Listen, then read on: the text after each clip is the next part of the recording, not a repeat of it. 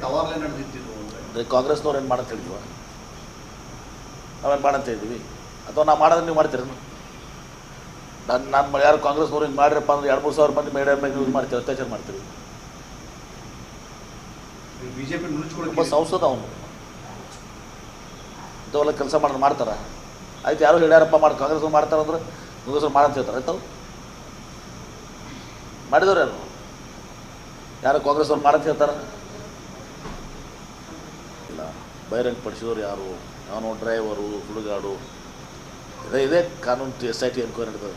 ಬಿಟ್ಬಿಡಿ ಸಾಕಿ. ನಮಗೆ ಹೇಳೋಕ್ಕೆ ಜನನೂ ಈಗ ನನಗೆ 2-3 ದಿವಸ ಆಯ್ತು ಜನ, ಸರ್ ಏನು TV ಆನ್ ಮಾಡಿದ್ವಿ, ಇವತ್ತು ಬೆಳಿಗ್ಗೆ 60 ಬೆಂಗಳೂರು ಫೋನ್ ಮಾಡಿದ, ಸಾಕಾಗ ಸರ್ TV ನೋಡೋದೇ ಬಿಟ್ಬಿಟ್ಟಿದ್ದೀವಿ. ಈಗ ಬೆಳಿಗ್ಗೆ ಅದು ಕೂಡ ಬರೀ ಪ್ರಜ್ವಲ್ ರೇವಣ್ಣ. ಎಟ್ಟರೆ ಅದು ಬಿಟ್ಬಿಡಿ. ಅದನ್ನು ಬೇರೆ ಬೇರೆ ಮಕ್ಕಳಿಗೆ ಪರಿಣಾಮ ಬೀಳ್ತದಲ್ಲ, ಹೆಣ್ಮಕ್ಳ ಮೇಲೆ, ಮಕ್ಕಳ ಮೇಲೆ ಯಾವ ರೀತಿ ಪರಿಣಾಮ. ನನಗಿವತ್ತು ಬೆಳಿಗ್ಗೆ ಹೇಳಿದ್ರು ಯಾರೊಬ್ಬರು, ಏನು ಸರ್ ಸಾಕಾಗಿದೆ, ಟೆಲಿವಿಷನ್ ಆನ್ ಮಾಡಿದರೆ ಇದೇ ಬರ್ತದೆ ಪ್ರಜ್ವಲ್ ರೇವಣ್ಣ.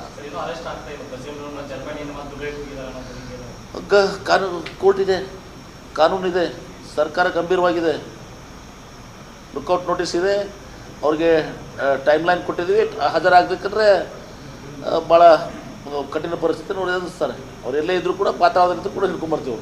ಸರ್, ಮೊನ್ನೆ ಅಣ್ಣಾಮಲೈರು ಬಂದಾಗ ಸಿದ್ದರಾಮಯ್ಯವ್ರಿಗೆ ಹೆಂಗೆ ಅರೆಸ್ಟ್ ಮಾಡಬೇಕು ಅದೆಲ್ಲ ಸರ್ಕಾರದ ಮೇಲೆ ಗೊತ್ತಿರುತ್ತೆ, ಆದರೂ ಬಿಟ್ಟರೆ ಇದ್ದಾರೆ ಅಂತ ಅವರೇ ಹೇಳಿದ್ರು. ಅಣ್ಣಾಮಲೈ ಪೊಲೀಸ್ ಆಗಿದ್ದವರು, ತುಸು ಪೊಲೀಸ್ ಕಾನೂನುಗಳು ಹೇಳಿರ್ತಾರೆ. ನಾ MP ಪಾಟೀಲ್ ಗೊತ್ತಿರಂಗಿಲ್ಲ ಕಾನೂನ ಸೆಕ್ಷನ. ನಾವು ರಾಜಕೀಯ ಭಾಷಣ ಮಾತಾಡಬೇಕು, ಮತ್ತೇನಿಲ್ಲ. ಇದೇ ಬರೀ